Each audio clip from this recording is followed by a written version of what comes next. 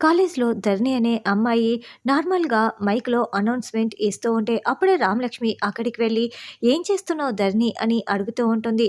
నార్మల్‌గానే మైక్‌లో అనౌన్స్ ఇవ్వవలసిన విషయాలు అనౌన్స్ చేస్తున్నాను అంతేనని ధరణి చెప్తూ ఉంటుంది.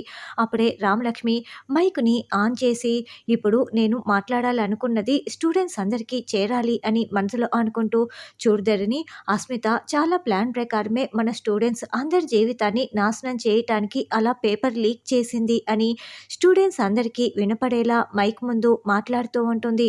అస్మిత చేసిన పనికి మన అందరి జీవితాలు నాశనం అయిపోయాయి పేపర్ లీక్ వల్ల అని మాట్లాడుతూ ఉంటే, అప్పుడే స్టూడెంట్స్ అందరూ మైక్‌లో ఆ అనౌన్స్‌మెంట్‌ని వినేసి, "చూడు, అస్మిత చాలా ప్లాన్ ప్రకారమే ఇదంతా చేసింది కాబట్టి మన స్టూడెంట్స్ పవర్ ఏంటో ఆ అస్మితకి చూపిద్దాం పదండి. ఇప్పుడే దాన్ని కొట్టి చంపేద్దాం పదండి" అని హాకీ బ్యాట్లు అన్నీ పట్టుకొని అస్మిత వాళ్ళ ఇంటికి పరుగులు పెడుతూ వస్తారు. అప్పుడే అస్మిత వాళ్ళందరినీ చూసి లోపలికి పారిపోతూ పరుగులు పెడుతూ ఉంటుంది. "ఏయ్ ఆగవే! మా అందరి జీవితాలతో ఆడుకుంటావా? నిన్ను కొట్టి చంపేస్తాం. నిన్ను ప్రాణాలతో ఉండనివ్వము" అని స్టూడెంట్స్ వాళ్ళ ఆగ్రహాన్ని చూపిస్తూ బ్యాట్లతో కొట్టటానికి కర్రల్ని ఎత్తి పట్టుకొని ఉంటారు. అప్పుడే ఆగండంటూ రామలక్ష్మి అక్కడికి వస్తుంది. "ఆగు రామలక్ష్మి, మమ్మల్ని అడ్డుకోకు. దీన్ని కొట్టి చంపేయాలి. మా అందరి జీవితాలు నాశనం అయిపోయాయి" అని స్టూడెంట్స్ అరుస్తూ ఉంటారు. ఆగండి అంటూ రామలక్ష్మి వాళ్ళ కర్రల్ని అడ్డుపట్టుకొని, "మీరు కొట్టి చంపాలనుకున్నది అస్మితని. కానీ ఇప్పుడు తను ఒట్టి మనిషి కాదు. తను కడుపుతో ఉంది. ప్లీజ్ అస్మితని వదిలేయండి. నా మాట వినండి" అని రామలక్ష్మి దండం పెడుతూ వేడుకోవటంతో, "సరే, నువ్వు చెప్తున్నావు కదా, అస్మిత కడుపులో పెరుగుతున్న బిడ్డను చూసి మేము వెళ్ళిపోతున్నాం" అని స్టూడెంట్స్ అందరూ వెళ్ళిపోతారు.